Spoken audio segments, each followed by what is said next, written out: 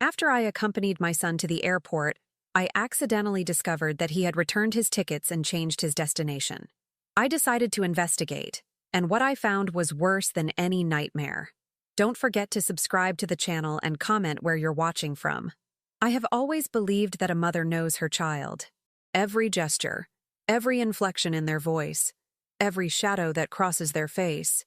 These things are supposed to be legible to the woman who brought them into the world. For 68 years, I lived by this certainty. My name is Elaine Casey, and until 3 weeks ago, I would have sworn on my life that I knew my son. The morning Brad left for Boston, I drove him to Portland International Airport myself. It was a Thursday in late September, and the Oregon rain came down in sheets, turning the windshield into a watercolor painting of grays and greens. Brad sat in the passenger seat of my old Volvo, scrolling through his phone with the practiced distraction of a man whose mind is already elsewhere. "You didn't have to drive me, Mom," he said without looking up. "I could have taken an Uber." "Nonsense," I replied, keeping my eyes on the road. What kind of mother would I be if I let my son schlep to the airport alone in this weather? He smiled then, that charming smile that had won over teachers, girlfriends, business partners, and eventually Kate, his beautiful wife of 6 years. Brad was 42, impeccably dressed even for a cross-country flight, his salt and pepper hair styled with just enough product to look natural. He was a CEO, successful beyond my wildest dreams, the kind of son every mother in our small community of Willow Creek envied. "It's just a conference," he said. 3 days of panel discussions and networking events. Nothing exciting. "Still," I said, "it's important. You work so hard, sweetheart. You deserve to be recognized." At the departures terminal, I pulled over and put the car in park. Brad leaned across and kissed my cheek, his cologne expensive and unfamiliar.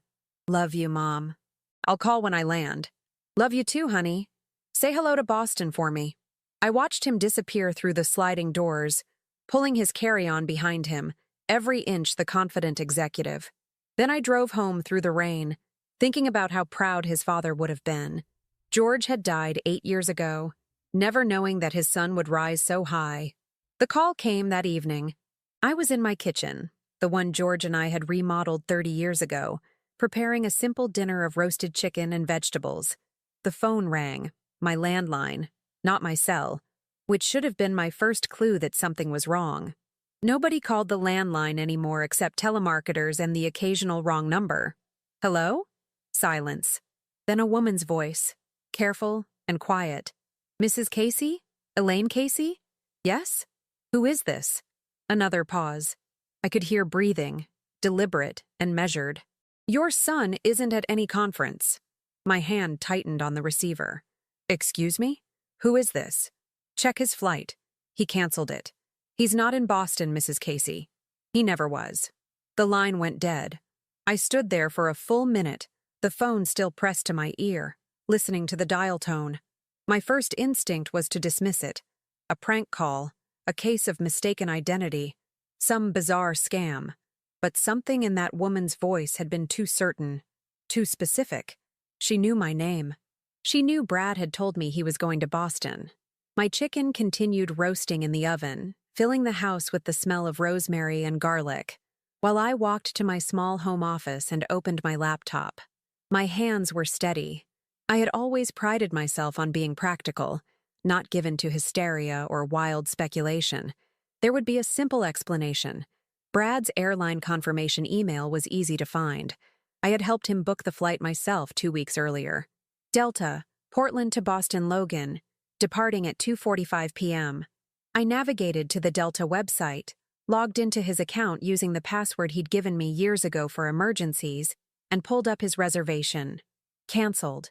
The word appeared on the screen in red letters, along with a timestamp. September 21st, 10:17 a.m. yesterday morning. More than 24 hours before I drove him to the airport. My breath caught. I scrolled down, looking for a rebooked flight, some alternative arrangement. Nothing. The reservation was simply canceled, the ticket refunded to his credit card. I sat back in my chair, my mind racing through possibilities.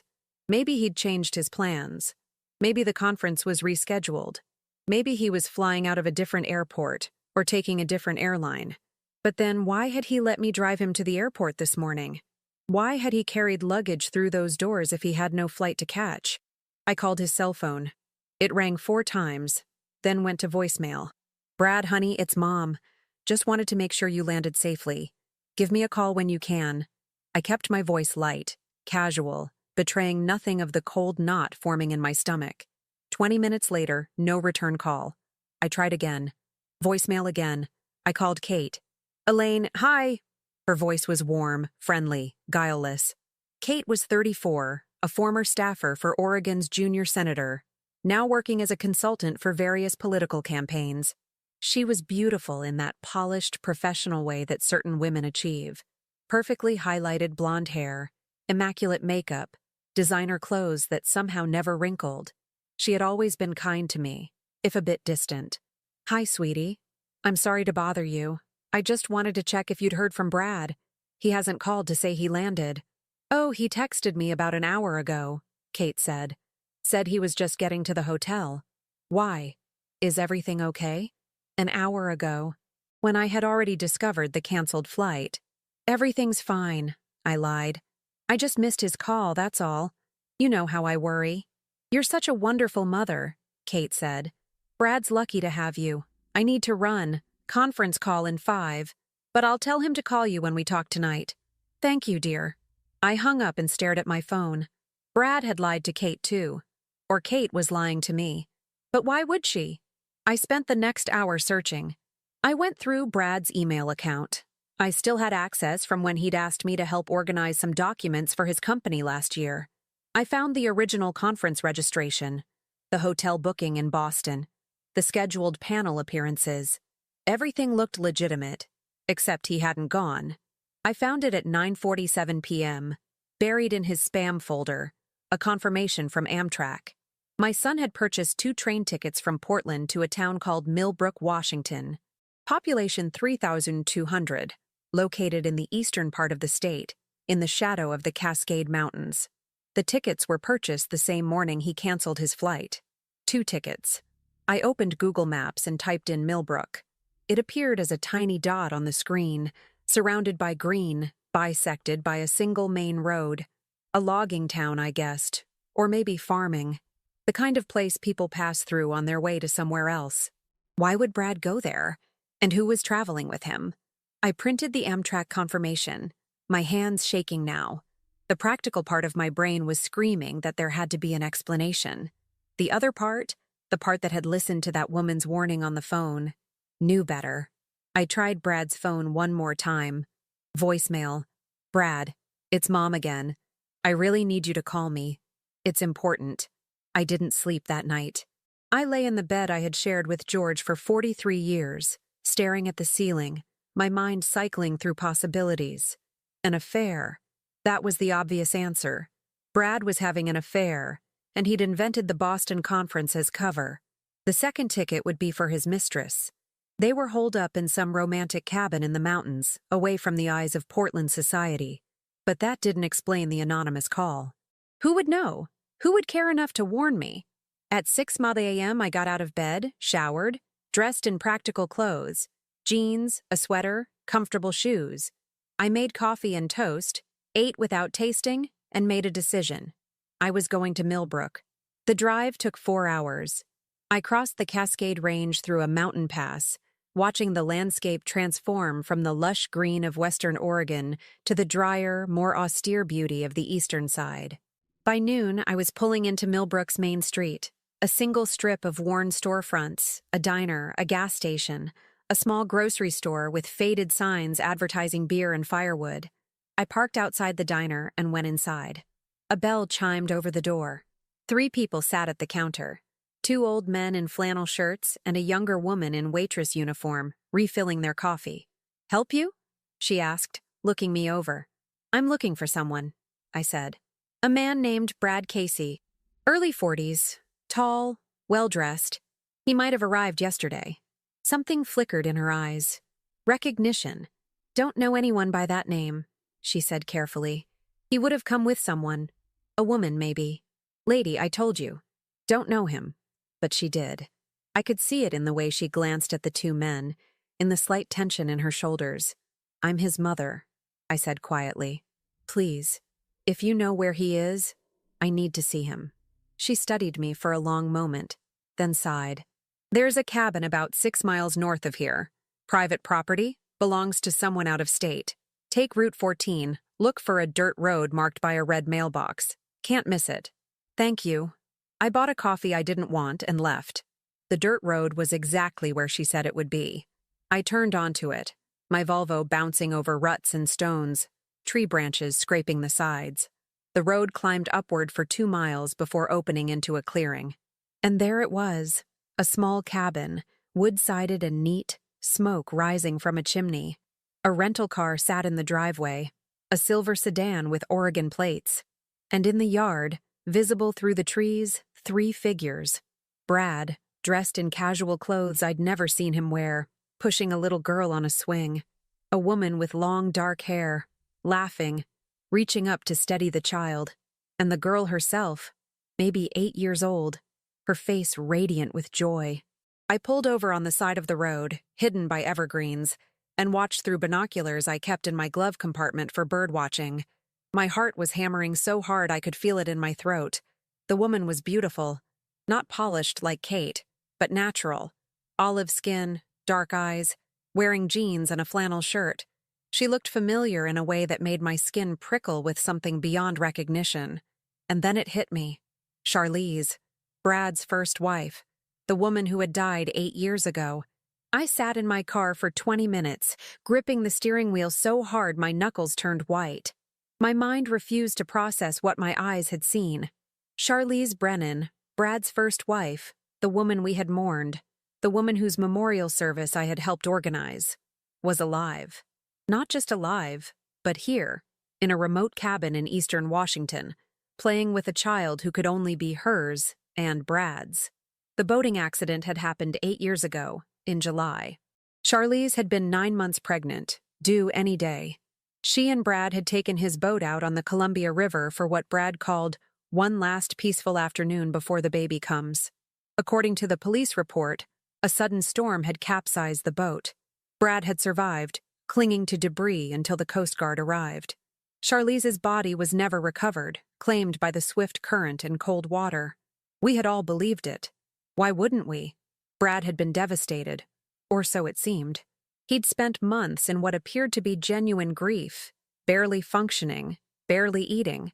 I had moved in with him for 6 weeks, cooking his meals, answering his phone, holding him while he cried, and all of it had been a performance. I watched Charlize lift the little girl from the swing, holding her carefully, supporting her weight in a way that suggested the child couldn't stand on her own. The girl's head lolled against her mother's shoulder, and even from this distance, I could see the way her limbs hung limply, disabled. The anonymous caller had mentioned this, but seeing it was different. This child needed constant care, constant attention. She made Charlize a prisoner as surely as any chain. Brad bent to kiss the girl's forehead, then Charlize's lips, and the casual intimacy of the gesture made bile rise in my throat. This wasn't an affair. This was a second life, a secret family, maintained while he played the devoted husband to Kate back in Portland. I needed to leave before they saw me. I needed time to think, to plan. I put the car in reverse, backed carefully down the dirt road until I found a wider spot to turn around, and drove back to Millbrook with my thoughts screaming. The motel on Main Street was called the Pine View, though the only pines visible were half-dead specimens struggling in the parking lot. I paid cash for a room, not wanting any credit card trail, and locked myself inside. The room smelled of old cigarettes and industrial cleaner, but I barely noticed. I sat on the bed and tried to call Brad again. Voicemail. I didn't leave a message this time. Then I did something I'm not proud of. I called Kate and lied to her. "Elaine, did Brad call you back?" "He did, sweetheart. Just wanted to let you know. He's fine. Just busy with the conference." "Oh, good. I was starting to worry. He's been so distracted lately." "Has he?" I kept my voice carefully neutral. "Well, you know, work stress. The company's going through some restructuring and Brad's been handling it all. I keep telling him to delegate more, but he's such a perfectionist." Restructuring. I filed that word away. You take such good care of him, I said. I try. He works so hard. Sometimes I think he forgets to eat when he's traveling. We chatted for another minute, the conversation feeling increasingly surreal. Kate had no idea. She was completely in the dark, just as I had been hours ago. After we hung up, I opened my laptop and began to search. If Charlize was alive, there would be traces, records, documents, something. You can't fake a death without leaving evidence. The obituary was still online, published in the Portland Tribune 8 years ago. Charlize Brennan Casey, 34, beloved wife of Bradley Casey, died tragically in a boating accident on July 18th. She is survived by her husband and her parents, Robert and Linda Brennan of Seattle. Memorial service to be held. I found the Coast Guard report next, a PDF buried in public records. It detailed the search operation, the weather conditions, the testimony of witnesses who had seen the boat capsize. 2 names appeared as witnesses, Michael Torres and James Keller, both claiming to have been fishing nearby when the accident occurred. I wrote down their names. Then I searched for Charlize's parents. Robert and Linda Brennan had sold their Seattle home 9 years ago and moved to Arizona. No recent social media activity, no obvious contact information. I was deep in a search for property records when my phone rang. Unknown number. Hello? Mrs. Casey. The same woman's voice from yesterday. You found him. My breath caught. Who are you? Someone who knows what your son did. Someone who wants you to know the truth. Then tell me. Stop playing games and tell me what's going on. I can't. Not over the phone. But you need to be careful. Brad has powerful friends, people who've helped him maintain this secret. If he knows you're investigating, is Charlize being held against her will? Is she in danger? A pause. She's a prisoner, Mrs. Casey, but not the kind you're thinking. Meet me tomorrow, noon, at the diner in Millbrook. Come alone. Don't tell anyone where you're going. Wait. The line went dead again. I didn't sleep. I lay in the motel bed, listening to trucks rumble past on the highway, trying to piece together what I knew. Brad had faked Charlize's death. He was keeping her and their disabled daughter hidden in a remote cabin. He had married Kate, using her political connections for something.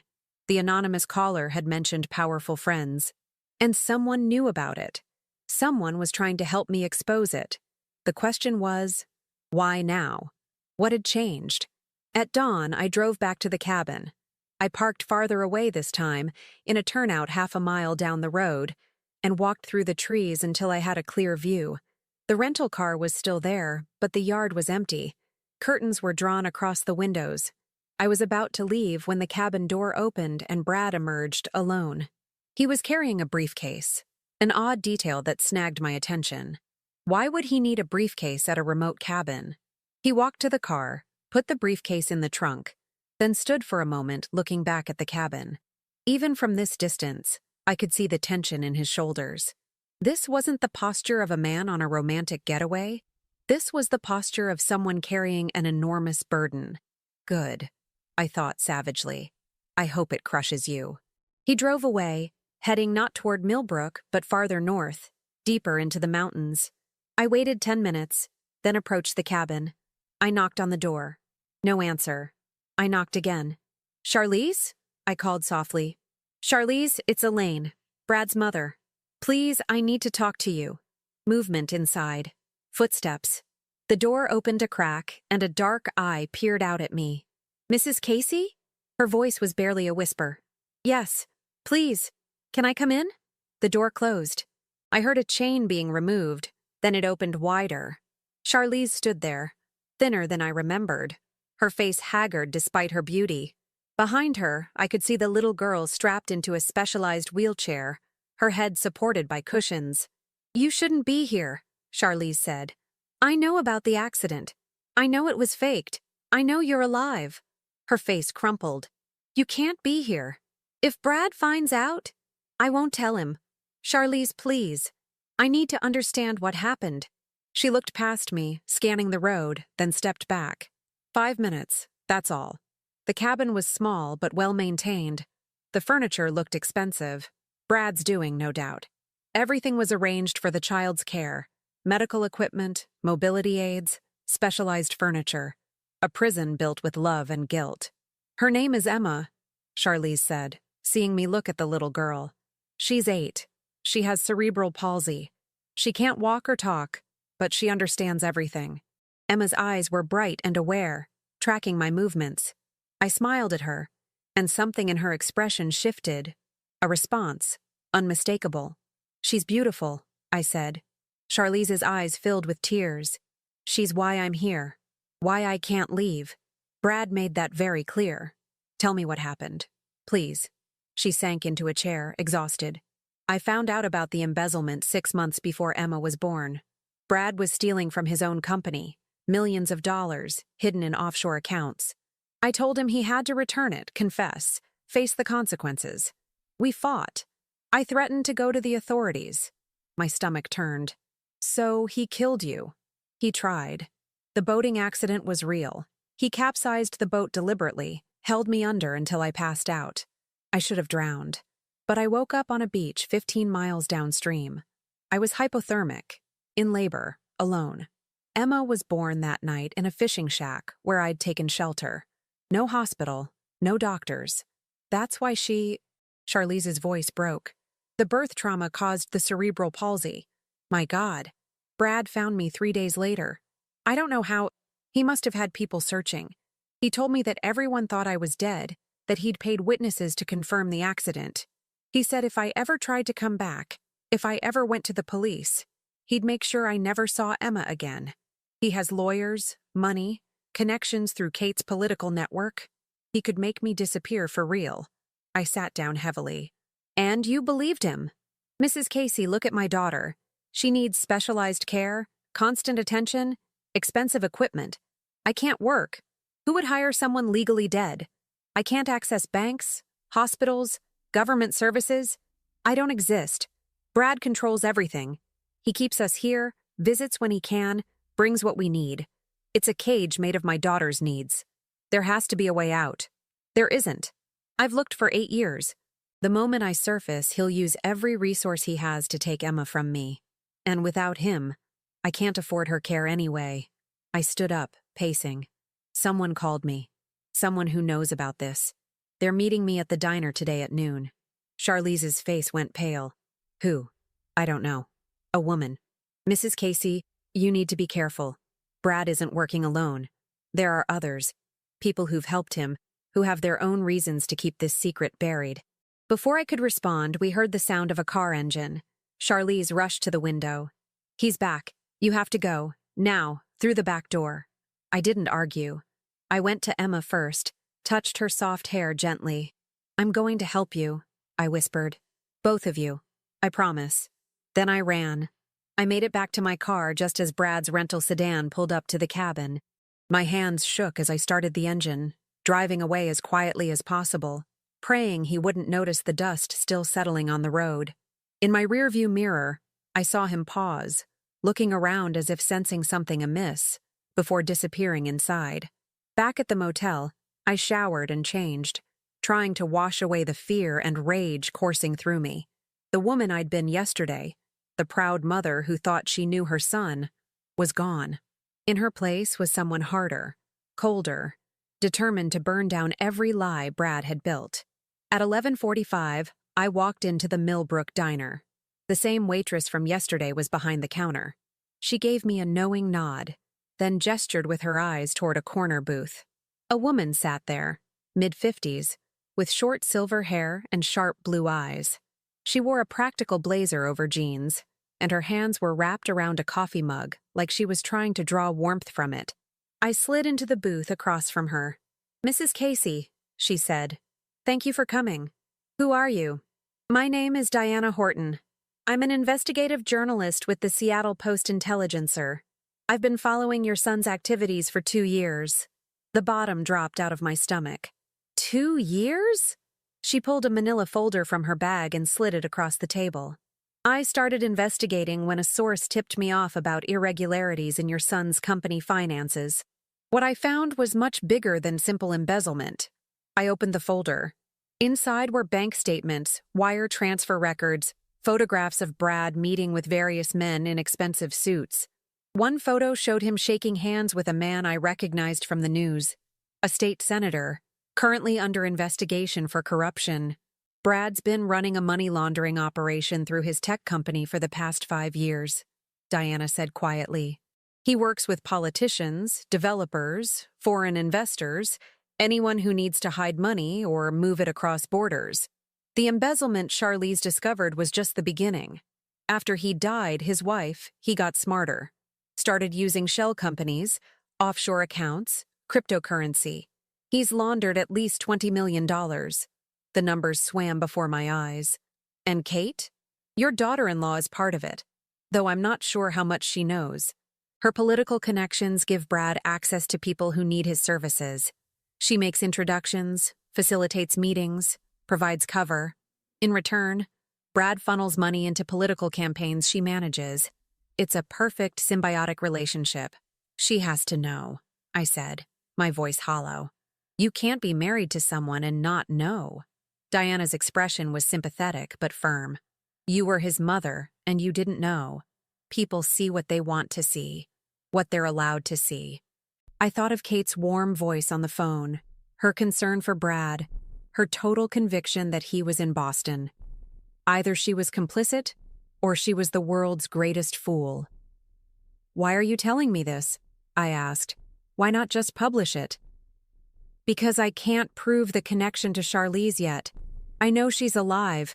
I've seen her from a distance, taken photos. But I don't have documentation of the faked death, the paid witnesses, the way Brad's been keeping her imprisoned. Without that, it's just a missing person case, not the smoking gun that ties everything together. Your son has been very careful. He's destroyed records, bought silence, built layers of protection. She leaned forward. But you can get me what I need. You're his mother. He trusts you. Or at least, he thinks he does. You have access to his life, his home, his files. You want me to spy on my own son. I want you to help me bring a criminal to justice. And free a woman and child who've been held captive for 8 years. The waitress brought me coffee I hadn't ordered. I wrapped my hands around the mug, mirroring Diana's gesture, seeking warmth I couldn't find. What do you need? Diana pulled out a small notebook. First, the names of the witnesses who claimed to see the boating accident. I have them. Michael Torres and James Keller. But I need proof they were paid off. Bank records, emails, anything that shows money changing hands around the time of Charlize's death. Brad wouldn't keep that. He might. These men are leverage, insurance that they won't talk. Your son is a planner, Mrs. Casey. He keeps receipts. I thought about the briefcase Brad had been carrying this morning. What was in it? What did he need in that remote cabin that required such careful transport? Second, Diana continued, I need evidence linking Kate directly to the money laundering. If she's complicit, that's conspiracy. If she's innocent, she's a witness we can flip. Either way, we need her. And third, documentation of Emma's existence. Birth records, medical files, anything that proves she's Brad and Charlize's daughter. Right now, legally, that child doesn't exist. No birth certificate, no social security number, no medical history. Brad's kept her completely off the grid. How is that even possible? Money, Diana said simply. And fear. Charlize was alone when Emma was born, traumatized, terrified. By the time she was coherent enough to think about documentation, Brad had her locked down. He probably told her that registering Emma would expose her, bring authorities asking questions she couldn't answer. So she stayed silent, and Emma became a ghost. I felt sick. My granddaughter, I had a granddaughter, had spent 8 years invisible to the world, denied the most basic rights and protections. I'll help you, I said. Tell me what to do. Diana smiled, but there was no warmth in it. Go back to Portland. Act normal.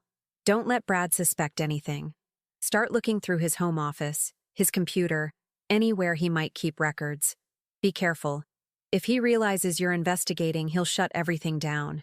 Maybe worse. Worse? She met my eyes. Your son has already tried to kill one woman who threatened him. Don't underestimate what he's capable of. We talked for another hour, Diana explaining what to look for. how to copy files without leaving traces, which banks and companies to focus on. She gave me a secure email address for sending information and a burner phone for emergencies. "One more thing," she said as we prepared to leave. "There's someone else you should talk to. Linda Brennan, Charlize's mother. She lives in Tucson now, but she's never believed her daughter was dead. She's been trying to find her for 8 years. Brad told us she and her husband accepted Charlize's death, that they didn't want contact with him because it was too painful. Another lie. Linda Brennan has been calling the Portland police, the Coast Guard, private investigators, anyone who would listen. She insisted the accident story didn't add up. Brad used his connections to get her flagged as a nuisance, a grieving mother who couldn't accept reality. After a while, people stopped taking her calls. I took Linda's phone number, my hands shaking with rage. How many people had Brad destroyed? How many lives had he twisted to protect his secrets? I drove back to Portland that afternoon, my mind churning. The 4-hour drive passed in a blur of forest and mountain, my thoughts dark and recursive. I kept seeing Emma's bright eyes, Charlize's exhausted face, Diana's grim determination, and I kept seeing Brad, my son, my beautiful boy, and wondering how I had missed the monster growing inside him. I arrived home at dusk. My small house in Willow Creek felt alien, contaminated by knowledge I couldn't unknow.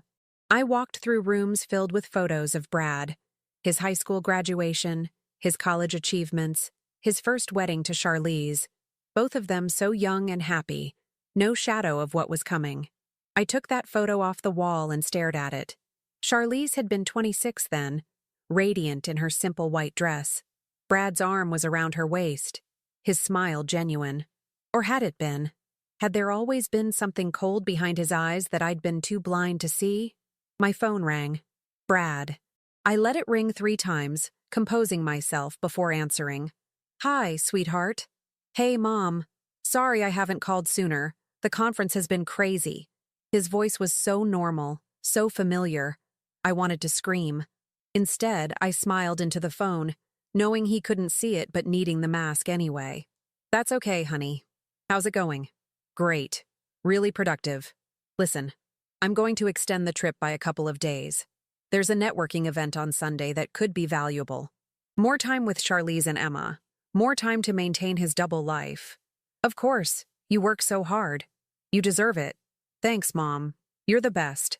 I'll call you Sunday night, okay?" "Okay. I love you." "Love you too."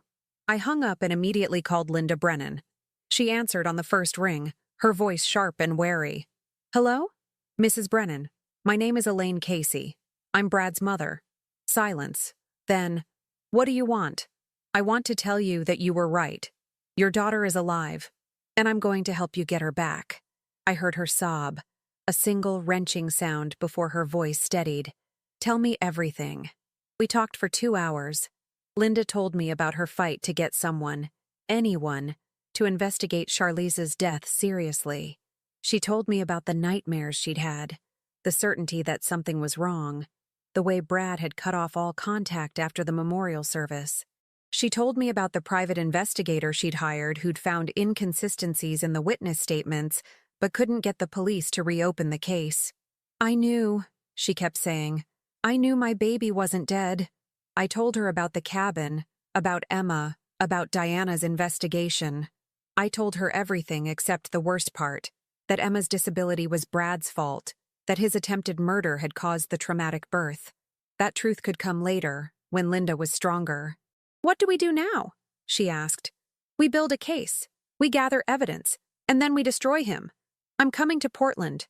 "No, not yet. If Brad sees you, he'll know something's wrong. We need to be smart about this." She didn't like it, but she agreed. We made plans to talk daily, to coordinate with Diana, to slowly tighten the net around Brad. After we hung up, I went to Brad's old room. The room I'd kept exactly as he'd left it when he moved out 15 years ago. Trophies from high school sports, books from college, boxes of old papers I'd saved because mothers save everything. I started searching. In the back of his closet, behind winter coats he'd never reclaimed, I found a locked metal box. It took me 20 minutes to break it open with a screwdriver and hammer. Inside were documents, old bank statements from an account I didn't recognize, receipts for large cash withdrawals, and a burner phone, old and dead, but potentially holding texts or call records that could be recovered. And at the bottom, a photograph. Brad and a man I didn't recognize, standing in front of a boat. The same boat from the accident report. On the back, in Brad's handwriting, Torres, paid in full. Michael Torres, one of the witnesses. I had him. I was photographing everything with my phone when I heard a car in the driveway. I shoved the documents back into the metal box and kicked it under Brad's bed, just as the front door opened. My heart hammered against my ribs as I smoothed my sweater and stepped into the hallway, trying to look casual. Kate stood in my foyer, looking immaculate as always in a camel-colored coat and leather boots. She held a casserole dish covered with foil. "Elaine, I hope I'm not intruding. I made too much lasagna and thought you might like some." My mind raced. Kate had a key. I'd given it to her years ago for emergencies. She'd never just dropped by unannounced before. "How thoughtful," I managed, taking the dish from her. "Come in." I was just organizing Brad's old room, thinking about turning it into a craft space. "Finally," Kate laughed, following me to the kitchen. "I keep telling Brad you should reclaim that room. He left home 15 years ago." I set the lasagna on the counter, hyper-aware of the broken metal box under Brad's bed, the incriminating photographs on my phone. "Can I get you some tea?" "That would be lovely." I busied myself with the kettle, watching Kate from the corner of my eye as she settled at my kitchen table. She seemed relaxed, friendly, showing no sign that this visit had any purpose beyond neighborly kindness. But I couldn't shake my suspicion. Had Brad sent her to check on me? Did she know I'd been asking questions? "How's the conference going?" I asked carefully. "Oh, Brad's having a wonderful time. He called me this morning, said he's learning so much. You know how he is. Always trying to improve. Always networking." She smiled fondly. "Sometimes I worry he works too hard, but I guess that's what makes him successful." The ease with which she lied, or believed Brad's lies, made my skin crawl. I poured the tea, my hands steady despite the fury building inside me. "You two seem very happy," I said. "We are. I know Brad's first marriage ended tragically, but I like to think we've built something really special. He's such a good man, Elaine. You raised him right." The words hit me like a slap. A good man. If only she knew what her good man was capable of. "Thank you, dear. That means a lot." Kate sipped her tea, then set the cup down with a small sigh. "Actually, there's something I wanted to talk to you about. I hope you don't mind me bringing it up." My pulse quickened. "Of course not. It's about Brad's finances. Some of the accounts, the investments, they're structured in ways I don't completely understand. He says it's for tax purposes, but—" She trailed off, looking uncomfortable. I forced my expression to remain neutral, supportive. "But what?" "I don't know. Maybe I'm being paranoid. It's just that some of the transfers, the overseas accounts, they seem unnecessarily complicated. And when I ask about them, Brad gets defensive, tells me not to worry about it, that I should focus on my work and let him handle the money." Diana's words echoed in my mind. Either she's complicit or she's a witness we can flip. This was my chance. "Have you thought about getting a financial advisor?" I suggested. "Someone independent who could review everything, make sure you're protected?" Kate's eyes widened slightly. "Protected? Elaine, is there something you know that I don't?" I chose my words carefully. "I just think it's wise for any wife to understand her husband's financial situation, especially in your position, with your political connections. You wouldn't want any surprises." She studied me for a long moment, her perfect composure cracking just slightly. "You sound like my father. He never trusted Brad completely. Said he was too smooth, too successful, too fast. What do you think?" "I think I love my husband, but I also think—" She stopped, shook her head. "Never mind. I'm probably overthinking things." "Kate," I reached across the table and took her hand. "If you ever need anything, if you ever have concerns, you can talk to me. You know that, right?" She squeezed my hand, her eyes suddenly bright with tears. "Thank you. That means more than you know." After she left, I immediately called Diana on the burner phone. "Kate just showed up at my house," I said without preamble. "She's asking questions about Brad's finances. She's suspicious. Did she say why she came?" "Brought me lasagna, but I don't think that was the real reason. I think she wanted to talk to someone, to voice her doubts out loud." Diana was quiet for a moment. "This could be good for us. If she's already questioning things, she might be ready to turn on him once we show her the evidence. Or she'll warn Brad that I'm suspicious." "Did you give her reason to think that?" I thought back through our conversation. "No, I was careful. But Diana, she has a key to my house. She could come back anytime, go through my things. Change the locks tomorrow. Tell her you're having a security system installed, that the locksmith recommended new locks. Make it sound routine." Okay. I took a breath, trying to slow my racing heart. I found something. A metal box in Brad's old room. It has bank statements, receipts, and a photograph of Brad with Michael Torres, one of the witnesses from the boating accident. Brad wrote, "Paid in full" on the back. "Elaine, that's incredible. Can you get it to me? I'll scan everything and email it tonight." "Good. And Elaine, be careful. If Kate mentions your conversation to Brad, he might get suspicious. Watch your back." After we hung up, I returned to Brad's room and retrieved the metal box. I spent the next 2 hours photographing every document, every receipt, every scrap of paper. Then I called Linda Brennan and sent her photos of Charlize and Emma that I'd taken at the cabin on my phone. She wept. "My baby, my grandbaby. Oh God, look at them. Linda, I need you to prepare yourself. Emma is disabled. She has cerebral palsy. She can't walk or talk." Silence. Then, her voice hard as steel. "Because of what he did to Charlize. Yes. I'll kill him. I swear to God, I'll kill him. No. We're going to do something better. We're going to make sure he spends the rest of his life in prison. But I need you to stay calm, stay focused. Can you do that?" "Yes." A shaky breath. "Yes. Tell me what you need." "I need you to file a missing person report. Go to the police in Tucson. Tell them you have new evidence that Charlize might be alive. Show them the inconsistencies you found before. Make noise. Get it on record. But won't that tip Brad off? Maybe. But it also creates an official paper trail. And if something happens to me, there's documentation that people were asking questions." Linda's voice sharpened with fear. "If something happens to you, Elaine, are you in danger?" "I don't know. But Brad has killed before, or tried to. I won't underestimate him." We talked through the plan, Linda agreeing to file the report the next day. After we hung up, I sat in Brad's old room, surrounded by the debris of his childhood, and wondered where it had all gone wrong. Had there been signs I'd missed? Cruelty to animals, lies, manipulations? Or had he been a normal boy who'd made a choice one day to become a monster? My phone buzzed. A text from an unknown number. "Stop asking questions." My blood ran cold.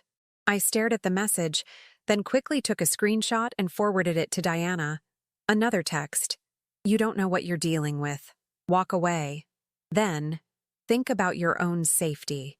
My hands shook. Diana called immediately. "Who knows you're investigating?" she demanded. "Just you and Linda. And Charlize. But she wouldn't. What about anyone at the cabin? The waitress at the diner? The motel clerk?" I thought back. The waitress had recognized Brad's description. The motel clerk had seen me pay cash, acting nervous. Maybe, but how would they have my number? Brad could have people watching. Or Kate might have mentioned your conversation to someone. "Elaine, I think you need to consider leaving your house for a few days. Stay with a friend. Go to a hotel. I won't be driven out of my own home by threats. This isn't about pride. These people have millions to protect. Your son has already tried to kill once. I'm not his wife. I'm his mother. He won't hurt me." Even as I said it, I wondered if it was true. That night, I couldn't sleep. Every sound made me jump. The house settling, branches scratching windows, cars passing on the street. At 2 a.m., I got up and checked all the locks, made sure the security system was armed. In the kitchen, I found the lasagna Kate had brought. I opened it, suddenly paranoid, looking for, what? Poison? Tracking devices? I felt insane, but I threw it away anyway. Casserole dish and all, burying it deep in the garbage. At 3 a.m., I received an email from an address I didn't recognize. The subject line read, "You need to see this." I almost deleted it as spam. Instead, with trembling fingers, I opened it. Inside was a video file. I clicked play. The footage was grainy, shot from a distance with a telephoto lens. It showed Brad and a man I recognized from Diana's photographs, the state senator under investigation for corruption. They were meeting in a parking garage, exchanging an envelope. The timestamp was from 2 weeks ago. But that wasn't what made my breath catch. In the corner of the frame, standing by a car and clearly watching the exchange, was Kate. She wasn't just suspicious of Brad's activities. She was documenting them. I watched the video 3 more times, trying to understand. Was Kate working with law enforcement? Building her own case against Brad? Or was she gathering evidence to protect herself, to have leverage if everything fell apart? The email had no text, no explanation, just the video and a return address that was clearly fake, a random string of numbers and letters. I forwarded it to Diana with a message. Does this mean Kate is with us or against us? Her reply came 5 minutes later. Neither. She's protecting herself. That makes her dangerous and useful. At dawn, exhausted and wired on adrenaline, I made coffee and sat at my kitchen table, planning my next move.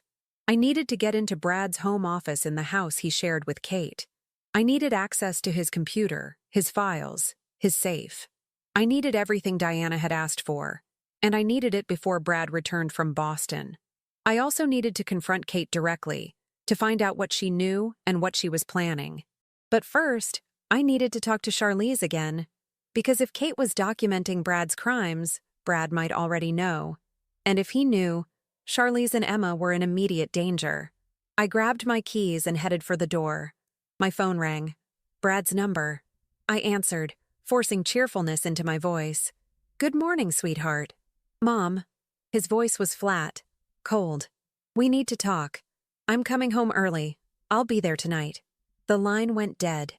I stood frozen in my kitchen, phone still pressed to my ear, listening to the silence Brad had left behind. "I'm coming home early. I'll be there tonight." He knew. Somehow he knew I was investigating. I called Diana immediately.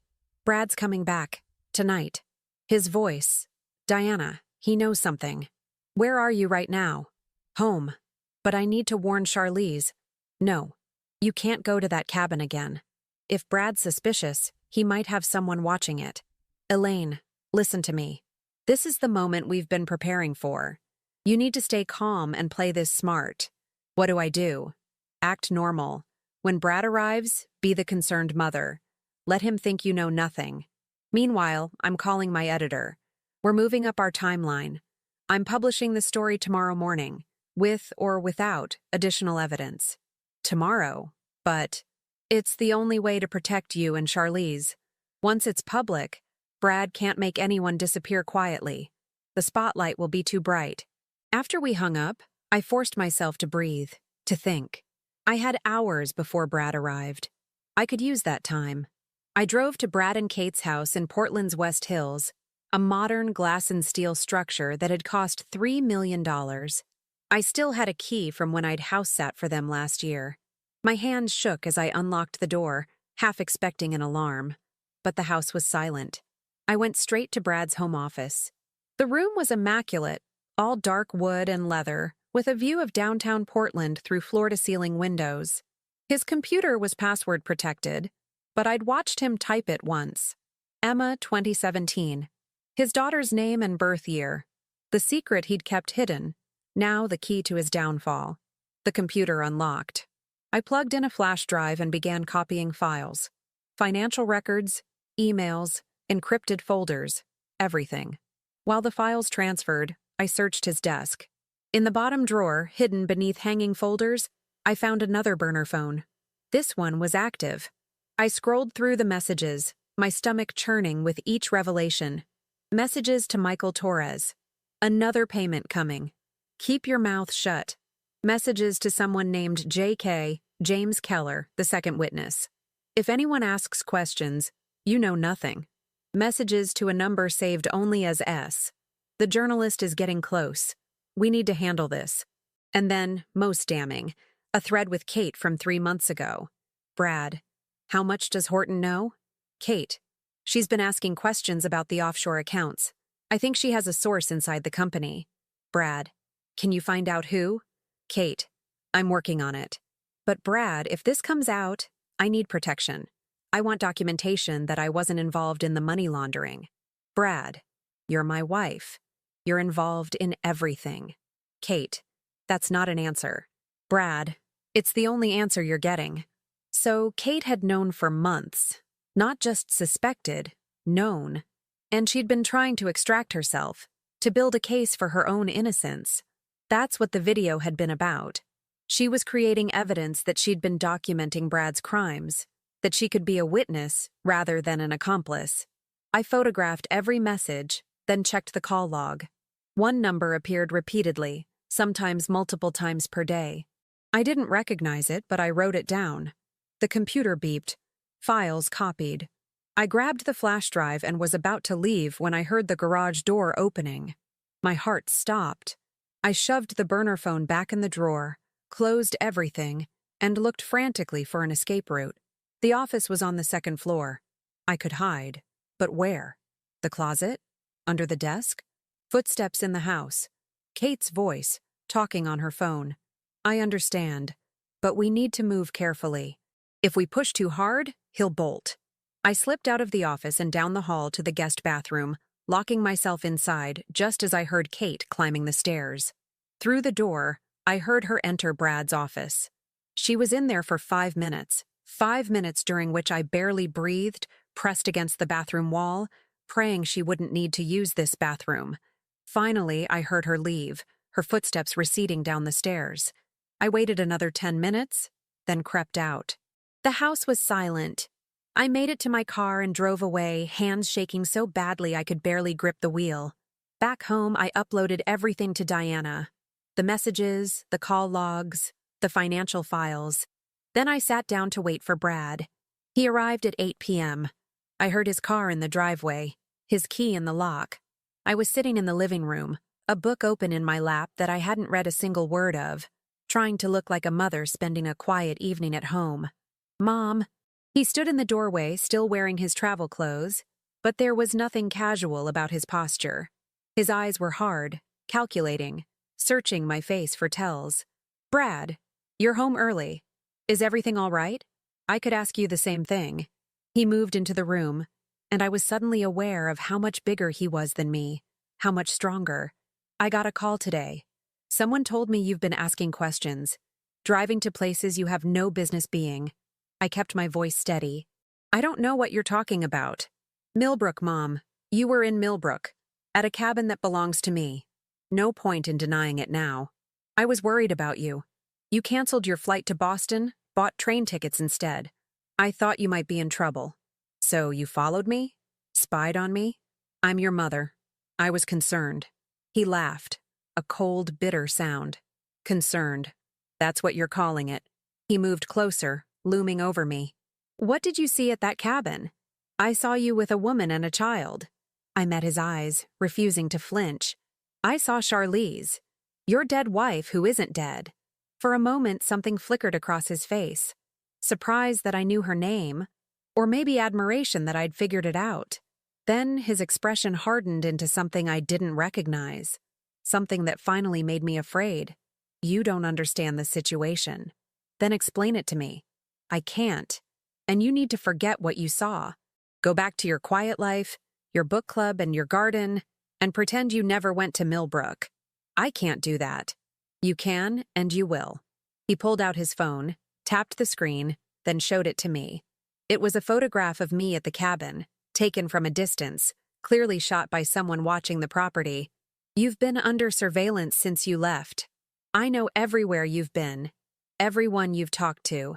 The journalist, the lawyer, Charlize's mother. My blood turned to ice. He'd been tracking me. For how long? If you don't back off, Brad continued, his voice deadly quiet, there will be consequences. Not for you. I'd never hurt you, Mom. You're my mother. But Charlize and Emma, they're not so protected. Charlize is legally dead. Emma doesn't legally exist. They could disappear for real, and no one would ever know. You're threatening to kill your own wife and daughter? I'm telling you the reality of the situation. Everything I've built, the company, the connections, the money, it all depends on certain secrets staying buried. If you expose those secrets, I lose everything. And if I lose everything, I have nothing left to lose. Do you understand what I'm saying? I understood perfectly. He was telling me that if I destroyed him, he'd take Charlize and Emma down with him. A murder-suicide dressed up as another tragic accident. You can't do this, I whispered. I already have. 8 years ago. And I'll do it again if you force my hand. He pocketed his phone. I'm going to Kate's. We're going to have a conversation about boundaries and loyalty. You should think about having the same conversation with yourself. He walked out, leaving me shaking in my chair. The moment his car disappeared down the street, I called Diana. He knows everything. He's been watching me. He threatened Charlize and Emma. Elaine, listen to me. I'm at the police station right now with a detective I trust. We have enough to bring Brad in for questioning. The burner phone messages, the financial records, it's enough for a warrant. He said he'll kill them if we move against him. That's why we're not waiting. We're executing simultaneous warrants. One for Brad, one for the cabin in Millbrook. We'll have Charlize and Emma in protective custody before Brad knows what's happening. When? 1 hour, maybe less. Where are you? Home. Stay there. Lock your doors. I'm sending a patrol car to watch your house until this is over. After we hung up, I did exactly what she said.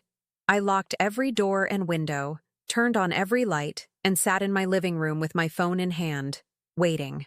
45 minutes later, my phone rang. Linda Brennan. They found her. Linda sobbed. The police called me. They found my baby. She's alive, Elaine. She's alive. I started crying too. Great. Wrenching sobs of relief. And Emma, with her. They're both being taken to a hospital in Spokane for evaluation. I'm getting on a plane tonight. Linda, thank you. Thank you for not giving up. Thank you for believing me. An hour later, Diana called. Brad's in custody. We arrested him at Kate's house. She's being questioned as a witness, cooperating fully from what I hear. The DA is filing charges: fraud, embezzlement, money laundering, kidnapping, falsifying government documents, and attempted murder. Attempted murder? Charlize gave a full statement. She's charging him for the boating accident, trying to drown her. With her testimony, the medical records from Emma's birth, and the evidence we gathered, he's looking at decades in prison. I should have felt triumphant. Instead, I felt empty, hollowed out. Diana? What happens now? Now? You've done the hardest part. You've freed them. The rest is up to the justice system. But as I sat in my silent house that night, I knew the hardest part was still coming. I had to accept that the son I'd raised, the boy I'd loved, was truly a monster. And I had to learn to live with the knowledge that I'd spent 68 years being wrong about the person I thought I knew best in the world. The trial took 11 months to reach a verdict. 11 months of depositions, hearings, media scrutiny, and the slow, grinding machinery of justice. I attended every day, sitting in the same seat in the gallery, watching my son transformed from CEO to defendant, from the golden boy to a criminal in an orange jumpsuit. Brad never looked at me. Not once. Charlize testified for 3 days. She spoke in a clear, steady voice about the embezzlement she'd discovered, the threats Brad made, the moment he capsized the boat and held her underwater. She described waking on that beach, alone and in labor, the terror of giving birth with no help, no hospital, no certainty she or her baby would survive. The defense attorney tried to break her, suggesting she'd fabricated the story, that she'd abandoned her marriage willingly and was now seeking revenge. But Charlize didn't break. She simply looked at the jury and said, I lost 8 years with my mother. My daughter lost 8 years of proper medical care, of education, of having a birth certificate. Why would I choose that? The jury deliberated for 6 hours. Guilty on all counts. Brad received 28 years in federal prison for the financial crimes, plus 15 years on state charges for kidnapping and attempted murder, sentences to run consecutively. He would be 70 before he was eligible for parole. When the verdict was read, I watched his face. He showed nothing. No emotion, no remorse, no fear. Just that same cold calculation, as if he were already planning his next move, his next manipulation. That was when I finally accepted the truth. My son was gone. Maybe he'd never existed the way I'd believed. Maybe I'd been loving a fiction, a performance he'd crafted to keep me compliant and useful. Either way, the boy I'd raised was not the man sitting in that courtroom. I left before they let him away. 3 months after the trial, I drove to Spokane to visit Charlize and Emma. They were living in a small apartment near the hospital where Emma received therapy 3 times a week. Linda had moved from Tucson to be near them, and the 3 of them were slowly building the life that Brad had stolen. Charlize answered the door looking healthier than I'd seen her. Her face had filled out. Her eyes were bright. Her hair was cut in a short, practical style. She hesitated when she saw me, and I couldn't blame her. I was the mother of the man who'd destroyed her life. "I won't stay long," I said. "I just wanted to see how you're doing, and to give you this." I held out an envelope. Inside was a check for $50,000, half of my savings, everything I could afford to give. Charlize stared at it. "Elaine, I can't." "Yes, you can. For Emma's care. For whatever you need. Please. This isn't your responsibility. You didn't know what Brad was doing. But I raised him. Somewhere along the way, I failed to teach him empathy, conscience, basic human decency. I have to live with that. Let me do this one small thing." Charlize's eyes filled with tears. She took the envelope, then pulled me into a hug that I hadn't expected and didn't deserve. "Thank you," she whispered. Linda appeared in the doorway, and behind her, I could see Emma in her wheelchair, watching us with those bright, intelligent eyes. She was 9 now, and according to Charlize, she'd been making remarkable progress with proper therapy and medication. "Would you like to meet your granddaughter?" Charlize asked. I hadn't dared hope for that. I followed them inside, my heart pounding. Emma couldn't speak, but she had other ways of communicating. Charlize had taught her to use an iPad with special software that tracked her eye movements. Emma could look at pictures and words, and the device would speak for her. I knelt beside her wheelchair. "Hello, Emma. I'm your grandmother, your father's mother." Emma looked at me for a long moment, her gaze sharp and assessing. Then she moved her eyes to the iPad. The device spoke in a mechanical voice. "Hello, Grandma." I burst into tears. We spent 2 hours together. Emma showed me pictures she'd made using the eye-tracking software. Bright, abstract designs full of color and movement. Charlize told me about the legal process of getting Emma a birth certificate, a social security number, all the documentation she'd been denied for 8 years. Linda made tea and treated me with cautious kindness, never quite letting her guard down, but no longer hostile. When I left, Charlize walked me to my car. "I don't blame you," she said. "I want you to know that. You're not responsible for what Brad became. I keep wondering if there were signs I missed. Times when he showed cruelty or callousness, and I explained it away because he was my son. Maybe there were. Or maybe he was just very good at hiding who he really was. Either way, you did the right thing in the end. You chose us over him. That takes courage." I drove home thinking about her words. Courage. It hadn't felt like courage at the time. It had felt like necessity, like horror, like the only possible choice. But maybe that's what courage was. Doing the right thing even when it meant destroying everything you believed about your own life. Kate divorced Brad 6 weeks after his arrest. The divorce was swift and brutal. She kept the house, most of the assets, and her reputation relatively intact by positioning herself as another victim of Brad's deceptions. The media bought it, more or less. Political consultant deceived by criminal husband made for sympathetic headlines. I didn't believe it entirely. Those text messages I'd found proved she'd known about the money laundering, had been trying to protect herself while benefiting from Brad's crimes. But she'd also cooperated with prosecutors, provided evidence, testified against him. In the grand calculation of justice, she'd done more good than harm. She called me once, 3 months after the trial. "I'm sorry," she said without preamble. I should have asked more questions. I should have looked deeper. I let myself be comfortable and willfully blind. We both did, I replied. I've been thinking about visiting Charlize and Emma, apologizing to them in person. Do you think they'd want to see me? I thought about it. I think Charlize would appreciate the gesture, but call first. Let her decide. I will. And Elaine? Thank you. For being brave enough to investigate when I wasn't.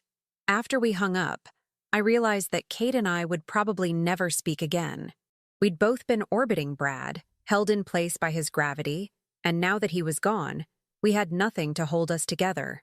That was fine. Some relationships were only meant to last as long as the circumstances that created them. Diana Horton's article won a regional journalism award. The story of Brad's crimes, Charlize's imprisonment, and Emma's invisible existence sparked national conversations about how the wealthy manipulate legal systems, how women disappear, how disabled children can be hidden from society's view. Diana used her newfound prominence to investigate similar cases. Other women who'd been declared dead, other children kept off the grid. She found 12 cases in the Pacific Northwest alone. Her work led to policy changes, new oversight mechanisms, better protections.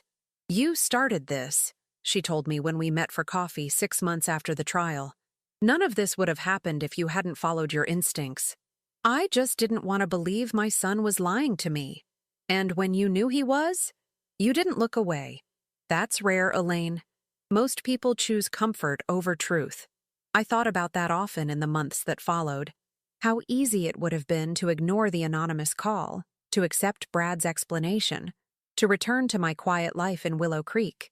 How tempting it had been, even after I knew the truth, to convince myself that Brad had reasons, that circumstances had forced his hand, that he wasn't really a monster. But I'd looked. I'd investigated. I'd chosen truth over comfort, and it had cost me my son. I sold my house in Willow Creek and bought a smaller place in Spokane, close to Charlize and Emma. I didn't ask permission or explain my reasoning. I simply did it. At 69 years old, I was learning to make decisions based on who I wanted to be, not who I'd been. Linda and I became friends. We went to Emma's therapy sessions together, celebrated her small victories. The day she could hold a spoon, the day she could control a motorized wheelchair, the day she spelled out, "I love you," on her iPad without help. Charlize got a job doing bookkeeping for a local nonprofit. She was good at it. Unsurprising, given that she'd been the one to discover Brad's embezzlement in the first place. She had an eye for numbers, for patterns, for things that didn't add up. "I'm thinking about going back to school," she told me one evening. We were having dinner at her apartment. The four of us, our strange little family, getting an accounting degree, maybe working in forensic accounting, helping people uncover fraud. "You'd be brilliant at that," Linda said. "Brad always told me I was too soft for business, too emotional." Charlize smiled grimly. "Turns out I was the only one paying attention." Emma made a sound, her version of laughter, a happy gurgle that we'd all learned to recognize. She looked at me across the table, her eyes bright with mischief, and I thought, this is what Brad tried to erase. This joy, this resilience, this indomitable human spirit. He'd failed. On the first anniversary of Brad's arrest, I visited him in prison. I'd avoided it until then, unable to face him, but I'd finally decided I needed closure. He looked older, harder. Prison had stripped away the polish, the expensive clothes, the charm. What remained was something raw and cold. "I wondered when you'd come," he said. We sat across from each other in the visiting room, separated by scratched plexiglass, surrounded by other prisoners and their families. I studied his face, looking for some trace of the boy I'd raised. "I don't have anything to say to you," I told him. "I came to see if I still felt anything. Love, anger, grief, anything. And nothing. You're a stranger to me." Something flickered in his eyes. Pain, maybe, or regret. But it passed quickly, replaced by that familiar coldness. "I did what I had to do," he said. "The embezzlement, the money laundering. It was business. The thing with Charlize got out of hand. I admit that. But I was protecting what I'd built. You tried to murder your pregnant wife. I panicked. She was going to destroy everything. So you destroyed her instead. And your daughter. And yourself. He leaned forward. I could have been great, Mom. I was building an empire. If Charlize had just stayed quiet, you'd still be a criminal, just an undiscovered one. He sat back, his jaw tight. I suppose you're proud of yourself. Playing detective, bringing me down. No, I'm not proud. I'm just glad I found out who you really are before I wasted more years believing a lie. I stood to leave. Mom, I stopped, but didn't turn around. I'm still your son. No, I said quietly. You're not. My son would never have done what you did. Whoever you are, I don't know you. I walked out and never went back. On Emma's 10th birthday, we threw a party at Charlize's apartment. It was small, just the four of us, plus Diana and a few of Emma's therapists who'd become friends. We had cake and balloons, and Emma wore a princess crown that Linda had bought. Emma used her iPad to tell jokes that the therapist had programmed in. We laughed until we cried, not because the jokes were that funny, but because this moment, this simple, ordinary moment, had almost been erased. Emma had almost been erased. But she was here. Charlize was here. We were all here, building something new from the wreckage Brad had left behind. Later, after everyone had gone home and Emma was asleep, Charlize and I sat on her small balcony, drinking tea and watching the city lights. Do you ever regret it? She asked. Turning Brad in? Losing your son? I didn't lose my son, I said. I lost an illusion. The son I thought I had never existed. But still, it must hurt. It does, every day. But you know what hurts more? The thought that I might have looked away. That I might have chosen comfort over truth and let you and Emma stay buried.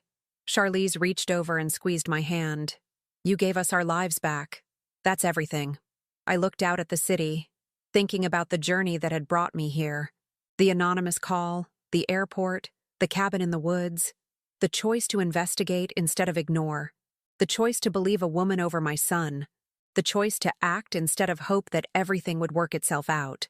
I was 69 years old, and I'd spent most of my life believing that being a good mother meant unconditional love, unwavering support, always standing by your child. But I'd learned something different. Being a good mother, being a good person, meant knowing when to step back and let justice be served. It meant choosing what was right over what was easy. It meant accepting that sometimes love wasn't enough, that sometimes love itself needed to be conditional on basic human decency. Brad had taught me that, even if he hadn't meant to. And in the ruins of everything I'd believed, I'd found something stronger, a second chance to be the kind of person I wanted to be. Not the blind, doting mother who'd raised a monster, but the clear-eyed woman who'd helped stop one. My house in Spokane was small, but it was mine. I'd filled it with light and plants and photographs of Emma. I volunteered at the hospital where she received therapy. I took classes in forensic accounting alongside Charlize. I lived. And every day when I looked in the mirror, I could meet my own eyes without shame. That, I'd learned, was worth everything. Now tell me, what would you have done if you were in my place? Let me know in the comments. Thank you for watching, and don't forget to check out the video on your screen right now. I'm sure it will surprise you.